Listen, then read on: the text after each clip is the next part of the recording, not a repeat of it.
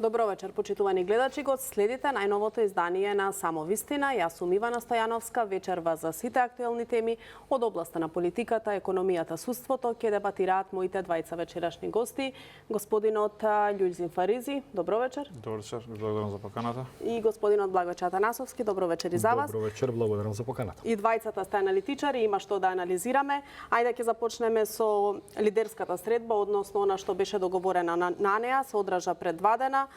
Можам да речам дека почна некако да се доближуваат ставовите, да се реализира она што било ставено на маса пред политичките лидери, барем оние кои што присуствуваа на неа.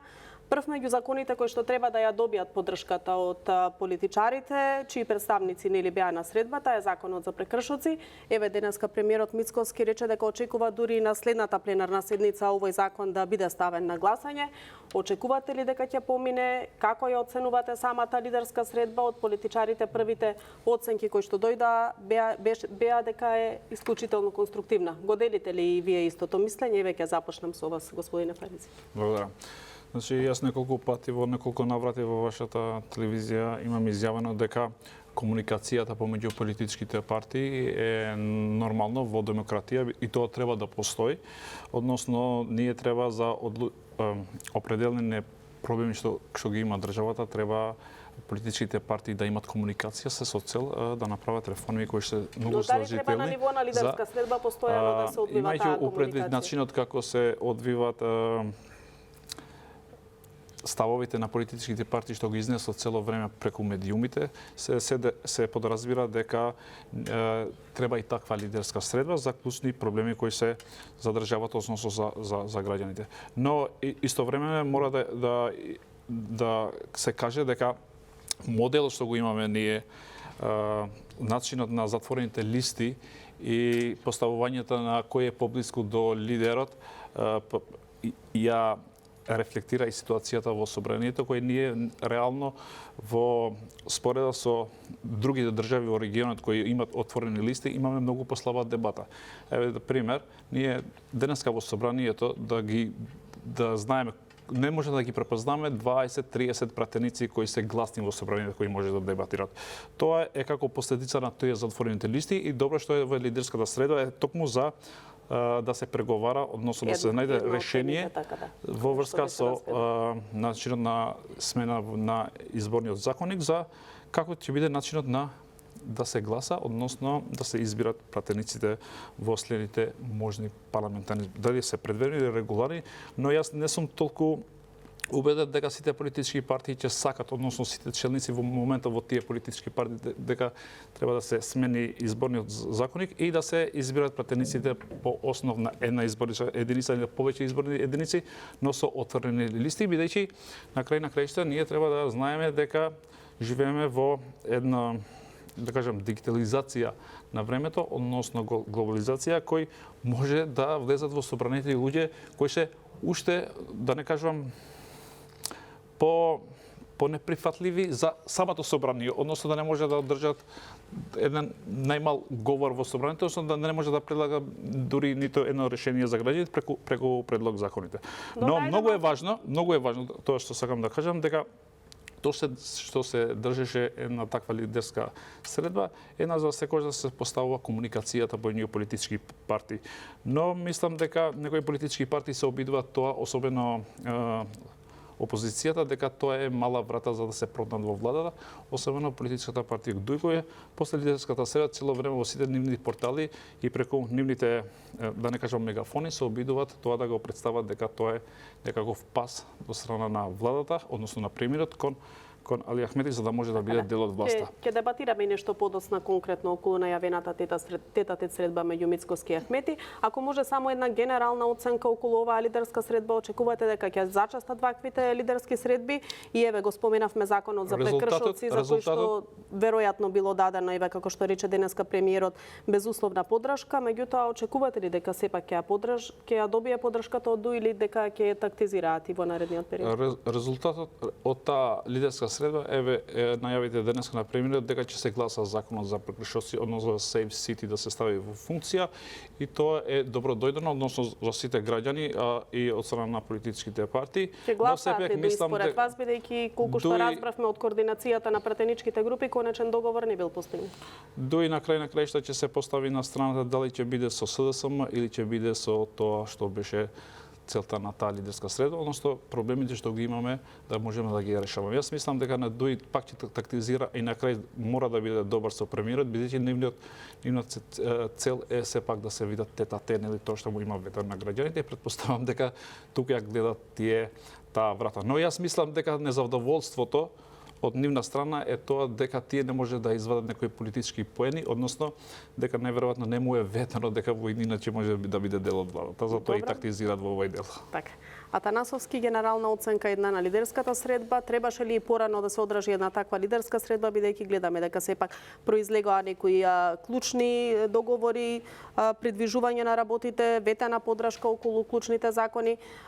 Како ја оценувате и ќе добие ли поддршка сепак власта и од опозицијските Дуи и Левица за законот за прекршоци, а понатаму и за сите или други закони кои што се потребни да.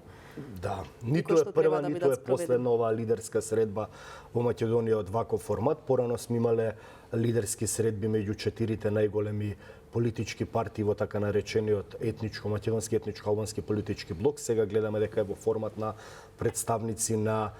лидери или представници од пратеничките групи, не на сите представени парламентарни партии во собранието. Јас лично, како граѓанин и како политички аналитичар, секогаш и во минатото сум бил против таков тип на лидерски средби, бидејќи сум велел дека тие суспендираат парламентарната демократија, бидејќи за тоа постои собранието и сите закони кои се носат треба да се носат низ собраниска демократска процедура во едно вакво поларизирано примордијално етнички поделено општество, каде што политичарите водат еден вид на султан партии, секогаш кога ќе има блокирање на клучни закони или создавање на извесен вид на политичка криза, како што беа политичките кризи пред 10 години, секогаш лидерите на доминантните политички партии седнуваат на маса за да се договорат на тој начин и да најдат излез од кризата. Ние не се наоѓаме во некоја си длабока политичка криза, но се наоѓаме во една пат позиција каде што владата поради необезбедување на потребното Бадентерово мнозинство не може да донесе одредени закони, како што го спомнавте законот за прекршоци, избор на нов народен правобранител, каде што на стариот му завршил мандатот, или да речеме, не знам, промена на изборниот модел. Гледаме дека секоја политичка партија, секој политички лидер оди со своји политички ставови, односно функционираат по една така да речем битпазарска логика, каде што секоја политичка партија за да даде поддршка на условно кажано барањето на лидерот или представникот на одредена политичка партија тргува барајќи други работи за кои смета дека тие одат опортуно во нејзина полза, односно конкретно да одговорам на вашето прашање, се уште не се изјасниле од Дуи дали ќе дадат поддршка за изгласување на законот за прекршоци, веројатно од проста причина што очекуваат дека ќе имаат некој си бенефит од обезбедување на некои поддршки од владеачките партии во однос на некои закони кои Дуи смета да ги предложи во иднина и да бидат изгласени, односно сакам да кажам па се сведува дека секоја политичка партија опортуно согласно нејзините пред се лични партиски интереси влегува во однос на оваа средба која беше за изненадување на јавноста окарактеризирана како конструктивна. Изненадување беше присуството на лидерот на Левица Димитар Апасиев, па ако сакате и на лидерот на Дуи Али Ахмети. Од една страна гледаме дека само лидерот на СДСМ не присуствуваше на оваа лидерска средба, односно дали го преостанува и го отстапува своето лидерско место, да речеме, на други политички лидери или формати кои седат на таа маса, но генерално се седна на оваа лидерска средба за да се откочат некои закони и во тој пакет да се разговара меѓу другото нели за укинување на така наречениот закон за пржински или техничка влада, но гледаме дека согласно уставно-правниот и политички систем во кој е скроена институционалната рамка на Македонија, одредени закони без двојно или така наречено Бадентерово мнозинство не може да да поминат и покрај тоа што нели законот за прекршоци беше најавен од оваа влади, од Министерството за внатрешни работи неколку месеци наназад и тоа се актуализираше во јавноста, гледаме дека за изгласување на ваков закон треба апсолутно поддршка од двојно бадентерово мнозинство. Во овој момент власта го нема тоа двојно бадентерово мнозинство, односно ја насушна потребата од ДУИ и ќе следиме во иднина дали ДУИ би гласал за овој и за преостанатите закони каде што треба двојно бадентерово мнозинство, меѓу другото избор на народен правобранител, што исто така многу клучна институција во оваа држава која ги брани човековите права на граѓаните, а немаме се уште легитимно избран народен правобранител, дури читаме дека таа институција е блокирана, не може вработените да земат плата и сега се тоа зависи од волјата на одредени политички лидери кои ќе седнат на маса и ќе разговараат околу откочување на тие политички блокади. Добро. Ајде кога Се согласувам со Благоче дека политичките партии се обидат да направат така начин, како што кажавте вие, битпазарска политика, односно да се тргува со гласовите на народот што го има добиено на избори и тоа многу добро го имат направено политичките партии кои се дел од опозицијата, особено ДУИ кој се обидуваше тоа да го направи односно да профитира од оваа средба, користејќи капиталот што го има на тоа бадентерното мнозинство кој го има во собранието и тоа што вие кажувате дека односно рековте дека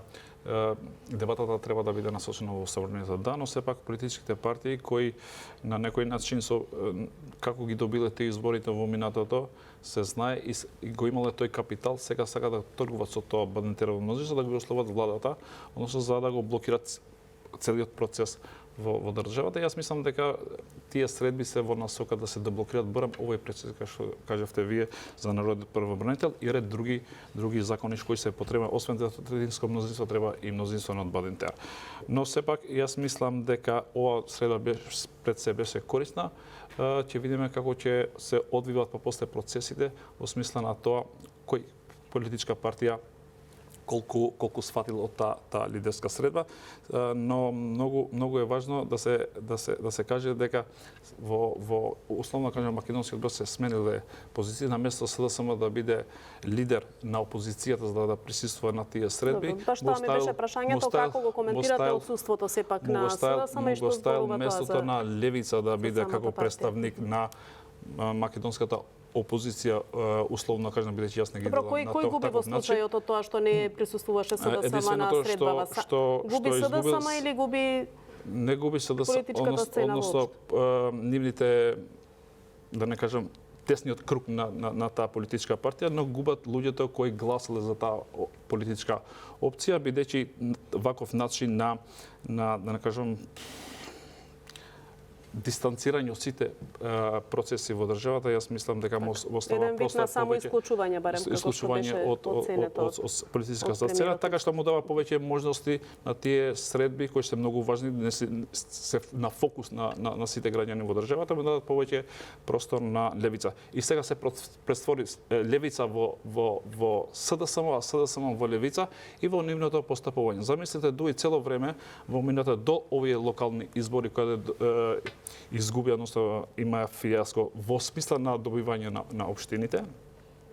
Цело време го нетруја дека Македонија влезел во српскиот свет, рускиот свет и после изборите одеднаш веќе во нивниот речник не постои овој српски свет и руски свет, а за чудо тоа се појави во СДСМ, како тие да не ја учело ова поука од страна на ДУИ, односно да не извлечат поука од тие локални избори, тие влегле во таа насока. Цело време ја нападнуваат владата со измислени работи, особено со тој српскиот свет. Не сакам да зборувам во тоа насока, но јас мислам дека во СДСМ треба да размислат рационално, бидејќи пред се имат над 120 или 130 илјади гласови кои ги имат гласано, ако имат цел за подобар живот во Македонија. Но јас имаме едно друго мислење, искрено за ова. Јас мислам дека дури тие се дискриминирани во лидерската средба, гледано во сега кажувам од друга саркастично, но јас мислам дека ВМРО ДПМН му направи неправда буквално на СДСМ. Добро, меѓутоа тие сами одлучија да не присуствуваат на таа средба. Бидејќи ВМРО ДПМН на маса постави прашања кои се многу важни за државата и за народот, очигледно за СДСМ е поважни други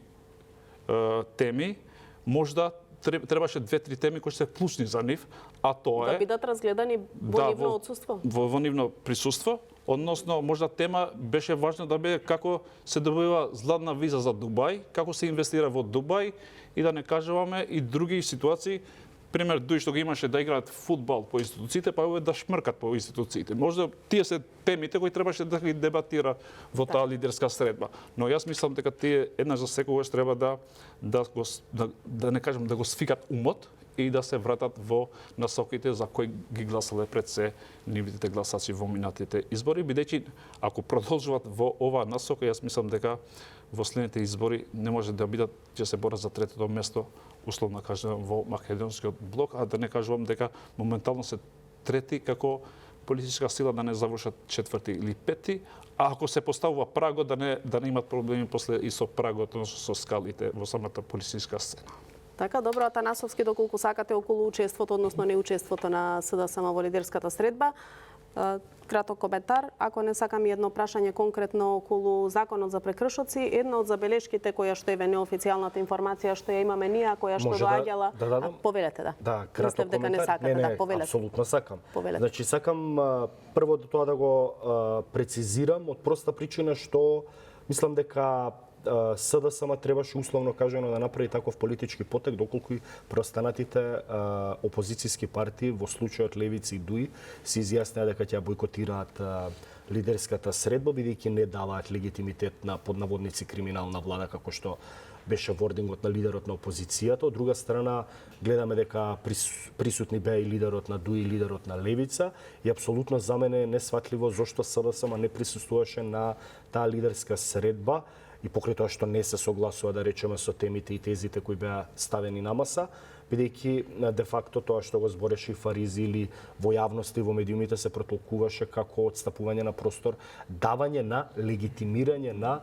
барањата на Левица како условно кажано доминантна политичка партија која треба да го представува опозицијскиот глас на условно кажано етничко македонскиот гласач.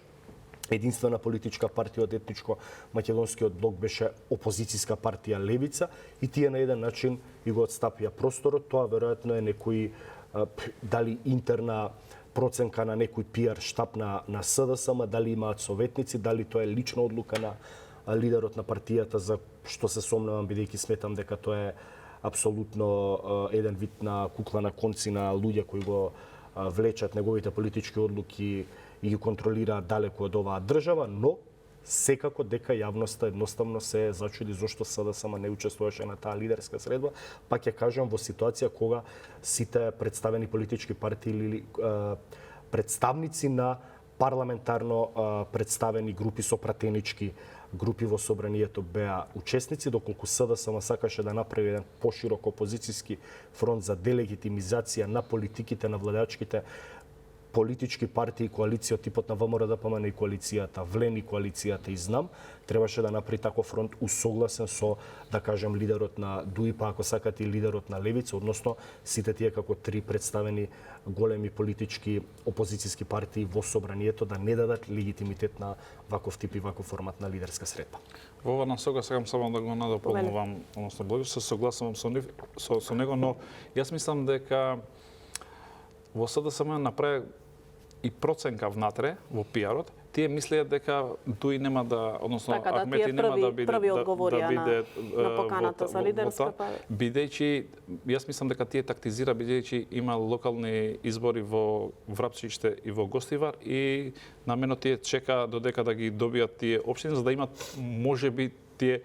поголем капитал за да може да се пазаруваат во таа лидерска средба и јас мислам дека тие се излажеа, да не кажам во наводници СДСМ, мислејќи дека Ахмети нема да присуствува во таа лидерска средба, но очигледно тие не научиле од историјата дека Ахмети е буквално политички делува како камелеон, он ги гледа само тесните негови лични и политички интереси и он во одредени моменти го изиграва, односно го става неговиот потез. Но јас мислам дека во минатото, иако биле партнери во влада, оние немаат научено воопшто од него, односно не го знаат неговиот менталитет како функционира. Добро, ајде да се навратиме околу законот за прекршоци. Еве неофицијално една од забелешките која што од пратеничката група на ДУИ ја изнеле на вчерашната координација во собранието било тоа што СМС пораките за опомени, а од 1 февруари веројатно и за казни, ќе пристигнуваат на македонски јазик, не и на албански јазик. Може ли тоа да биде една пречка или камен на сопнување околу донесувањето и обезбедувањето на двотретинско мнозинство за овој закон? Како гледате вие на ваквите услови? Првин казната дали е на албански или на македонски или на било друг јазик, многу е важно дека е казна и дека таму пари треба да се дадат ако го прекршуваш законот, односно ако возиш над дозволеното што е предвидено согласно законот, но мислам дека за овој закон не треба бандитира во мнозина, туку има треба само дветретинско. Јас мислам дека секој да не кажам нормален пратеник во собранието би го гласил бидејќи во интерес на сите граѓани во државата. Цело време се препукуваме, односно цело време кажуваме дека нечини сообраќајот во Скопје, особено во Скопје, па и во другите градови кои ние шоферите, возачите не се придржуваме кон правилата. Еве моментот да се постави ред во сообраќајот. Јас мислам дека на крај тие ќе гласат, а да не кажам дека и СДСМ би гласал на крај, бидејќи ќе треба да или да бидат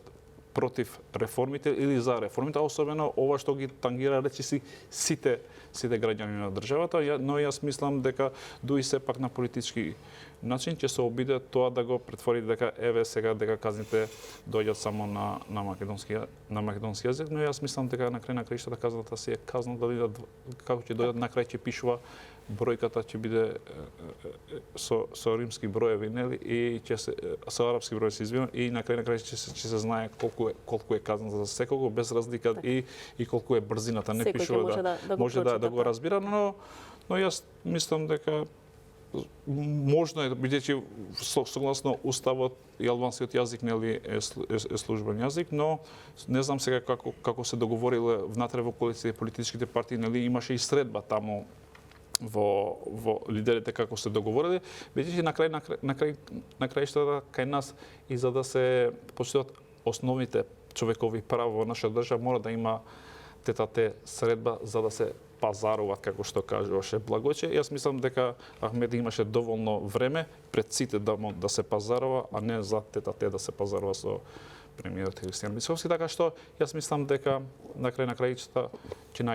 најдат решение и самите политички партии во собранието, барем нешто да се дебатира во собранието, за да има некој решение да не биде во таа лидерска средба. Добро, ајде Атанасовски, еве конкретно ја споменавме најавената тета средба помеѓу Мицковски и Ахмети, што може да се очекува од истата, дали ваквата средба навестува соработка, затоплување на односите меѓу ДУИ и ВМРО ДПМНЕ и можно ли е еве после оваа средба повторно да се актуализира и темата за влез на ДУИ во владата? Мислам дека многу пати ДУИ си има изјаснато дека пред одржување на предвремени парламентарни избори, односно ново релегитимирање на политичките партии и да имала покана нема да влезе во владата. Тоа се некои ставови, да речеме, на лидерот на ДУИ и на челниците на таа политичка партија. Интересно е тоа што велите дека ќе имате тета средба меѓу премиерот и лидерот на ДУИ, бидејќи за волја на вистината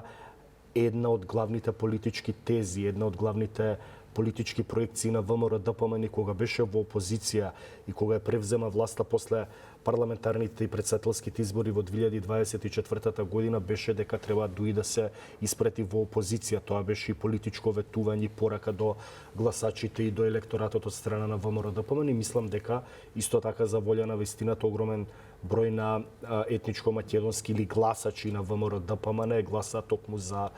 таа политички упатена порака, бидејќи де факто ДУИ беше еден вид на незаобиколен политички фактор во сите влади практично 2000. Се факторизирали повторно ДУИ сега на политичката сцена после оваа лидерска средба и еве најавенава? За мене непредвидливи се ипотезите и на премиерот и на ДУИ како политичка партија, односно до овој формат на лидерска средба ние гледавме заострувачки тонови постојано од премиерот кон Дуи, дека Дуи, па дури сега да не го цитирам и парафразирам, дека се криминалци, криминогени, дека таа политичка партија мора прво да се исчисти од криминалците во своите редови, доколку сака да биде конкурентни еден ден повторно да учествува во власта во Македонија, за наеднаш да гледаме кресчендо или свртување за 180 степени на таа политика, да треба Али Ахмети да биде, да речеме, не дел од власта, но политички фактор со кој ќе треба да се разговари, да се седнува на маса. Ќе видиме како ќе оди таа реторика, односно таа траекторирана политика нова во јавноста, на очиглед на целата јавност, но ќе видиме какви ќе бидат реакциите од страна на владиниот етничко-албански коалицијски партнер Влен. Дали тие ќе бидат условно кажано согласни премиерот да има и таков вид на топла или добра комуникација со Дуи, стравувајќи на еден начин дека доколку постави политика на добри релации со лидерот на Дуи, во секој момент може да бидат, да речеме, одстранети од власта представниците од Влен, а на нивно место да бидат земени Дуи и пратеничката група на Дуи како нови коалицијски партнери, односно нешто слично тоа го правеше Никола Груевски во периодот од 2006 и 2008 година со тогаш ДП на Мендух Тачи и Дуи, но мислам дека наскоро во наредните месеци ќе видиме дали ова само еден вид на политички трик, политичка проба на затоплување на односите со Дуи, бидејќи е потребен Дуи за носење на законите за кои е потребно и двотретинско мнозинство, особено двотретинско мнозинство со двојно Бадентерово гласање во однос на избор на народниот правобранител, бидејќи де факто гледаме дека ние се соочуваме со еден вид на институционална блокада, за потоа па да се радикализира, да речем, вордингот и реториката кон Дуи, или па на вистина се воспоставуваат некој вид на нови релации меѓу премиерот и лидер на ВМРО ДПМН и лидерот на Дуи. Ќе видиме како тоа на очиглед на целата јавност ќе биде пречекано, особено од коалицијскиот партнер Влен. Добро, Фариджи, ајде и вие околу ваш став околу тоа дали се затоплуваат односите меѓу ВМРО ДПМН и Дуи на овој начин и што очекувате? Барем во овој период, знаете зошто Јас изнесов тези, само извини, ништо не констатирав, хипотетички тези да. Бидејќи да не забораваме и кога се донесе законот, од како се состави влада во минатата година, да не забораваме дека Дуи остана во опозицијата, односно во 2024 не ли се донесе законот за реорганизација на институциите во државата и тогаш, ако се сеќавате, имаше средба помеѓу ВМРО ДПМН и Дуи. Дуи го има гласено законот за реорганизација на тие институции и сега во тоа време сите аналитичари во кажувам и портали, односно и медиуми, кажува дека еве се отвори врата за да влезе Дуи. Денеска сме во 2026, Дуи заедно со Ахмети се во опозиција. Така што тоа што го имат гласено во 2024 година дека тие имат, да не кажам, легитимитет во тоа Бадентерово мнозинство и тие сега го употребуваат како карта, да не кажам, да се како џокер да се договарат со владата, односно да можат секој начин да седнат во иста маса со премиерот. Тоа не значи дека во оваа лидерска средба требаше да го исклучат Ахмети, односно како политичка партија, односно коалиција која има повеќе пратеници од страна на албанци во собраните. Јас мислам дека во таа лидерска средба тоа не значи дека по дефолт Ахмети... Добро, но зашто само дополнителна тета-тет средба со Ахмети? Тоа е барањето на Ахмети, кој одма после односно и да не забораваме дека сите приврзаници на Дуи, симпатизанти и клиентелистите таму внатре што се во таа политичка партија едва чека за да изјави Ахмети дека ќе се сретнува во иднина со премиерот тета-те, бидејќи тоа е сонот на неговите приврзаници, односно тие секој ден сонуват и си прават муабет помеѓу себе, чамче муабет, еве не денеска, утре, задутре ќе се сретнат Ахмети и со лидерот на ВМРО, односно премиерот на државата и дека ќе ги канува да дадат во влада. Не дека тие не сакаат да влезат, нели вие рековте, го парафразиравте Ахмети дека изјавил дека нема да влеземе во влада. Тоа беше официјалниот еве став. утре вечерва да кажува дека утре ќе се сретнеме со Ахмети, тие ќе го замолат вечерва да се сретнуваат, да бидат нема да чекат сабалето да дојде за да побрзо да влегуваат во владата. Така што тие на секој начин се обидуваат да да влезат во влада, ги гледај последен период ги немаше тие нивните повици за да има превремени парламентарни избори. Сега чат пат се појават тие изјави од нив, откако го добија Гостивар и Врапчиќ, мислејќи дека во таа инерција може да идеме на предвремени парламентарни избори за да може да добијат. Но како ќе поминува времето, јас мислам дека тие ќе победат од самите и од реалните избори, односно законскиот рок на изборите кои ќе се одржат. Но проблемот е во тоа дека во Влен уште тие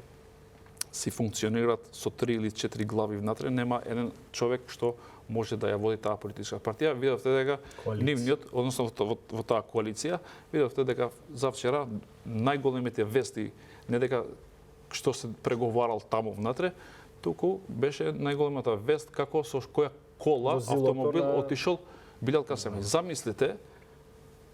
председател на една политичка партија, градоначалник на една општина, и оди со кола со 100 или 150.000 евра, најскапата кола од сите други коли што беа таму присутни. Така што ти кога ќе го гледаш еден таков лидер како ги застапува своите гласачи, ти мислиш дека он е председател на Њу Јорк и дека има некои 20 милиони гласачи, а тој нема ни 20.000 гласачи кои го гласат него, и мислиш дека тој има општина која има 20 милиарди евра буџета, 20 милиони е во борџ, така што да кажам за овие вакви лидери да ги представуваат една група на албанци, односно неговите гласи без разлика дали се албанци, македонци, турци и така натаму. Коалицијата Влен кажи. Замисли коалицијата Влен за да оди за таква кола, таму да се прави буквално да излегува како во тие филмовите што он ги Талендар, пошто тој и се сликал во еден период кога тој присуствуваше во наша држава. Со такви лидери јас мислам дека Ахмети нормално дека ќе може да ги дриблира. Но за среќа го има премиерот, тука е тој гардијанот, иначе за овој не ги е сапира Ахмети лидерите од страна на Влен.